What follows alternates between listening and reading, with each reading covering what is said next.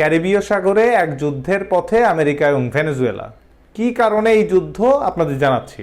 America ভেনেজুয়েলার এক যুদ্ধজাহাজে হামলা চালায়। কি বলে? কারণ ওই জাহাজটিতে ভেনেজুয়েলার একটি ভয়ঙ্কর অপরাধী চক্র আসছিল আমেরিকার দিকে। এজন্য তারা বলে যে ওই অপরাধী চক্রের নাম ট্রেন দ্য আরাগুয়া। এই অপরাধী চক্র ওই জাহাজে আছে এ কথা বলে আমেরিকা ওই জাহাজে আক্রমণ চালায়। কিন্তু ভেনেজুয়েলা সরকার জানায় আসলে ওই রকম কোনো কিছুই ছিল না জাহাজে, ওইটা একটা মাছ ধরা নৌকা।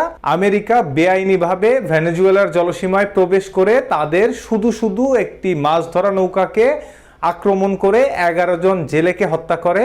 এই ভেনেজুয়েলা এর পরবর্তীতে একটা পদক্ষেপ নেয়। আমেরিকার ডিস্ট্রয়ার ছিল ক্যারিবীয় সাগরে, ভেনেজুয়েলার F-16 দুটো যুদ্ধ বিমান ওই ক্যারিবীয় সাগরের আমেরিকান ডিস্ট্রয়ারের উপর দিয়ে উড়ে যায়, যেটাকে আমেরিকা বা পেন্টাগন ওইটাকে থ্রেট হিসেবে গণ্য করে এবং ভেনেজুয়েলাকে হুঁশিয়ারি জানায় যে তারা যদি এই ধরনের আচরণ আর একবারও করে আমেরিকা ভয়ঙ্কর পদক্ষেপ গ্রহণ করবে। এমনিতেই আমেরিকার নিষেধাজ্ঞাতে ভেনেজুয়েলা সরকার খুব চাপে আছে অর্থনৈতিক দিক থেকে।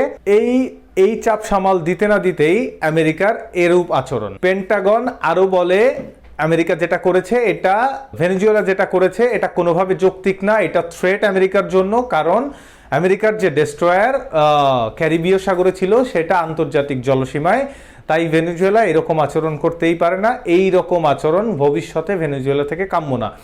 পেন্টাগন আরও জানিয়েছে আমেরিকার স্টেলথ ফাইটার জেট F-35 এবং আমেরিকার এয়ারক্রাফট ক্যারিয়ারও ক্যারিবীয় সাগরে ভেনেজুয়েলার আশপাশে আমেরিকা নিয়ে যাবে। কারণ হচ্ছে ভেনেজুয়েলার উপর কড়া নজরদারি রাখার জন্য এবং ভেনেজুয়েলাকে এক প্রকার চাপে রাখার জন্য, যাতে এহেন আচরণ ভেনেজুয়েলা আর কখনো করতে না পারে। ওদিকে ভেনেজুয়েলা সরকারও বলেছে আমেরিকাকে কোনো প্রকার ছাড় দেওয়া হবে না, এতদিন অনেক সহ্য করেছে তারা, কিন্তু এই দাদাগিরির তারা সমাধান চায়, দাদাগিরির তারা অবসান চায়। আমেরিকার এই রকম উচ্ছৃঙ্খল আচরণ বা এই ধরনের অযৌক্তিক আক্রমণ, মিথ্যা অপবাদ দিয়ে এইগুলো তারা আর মেনে নেবে না।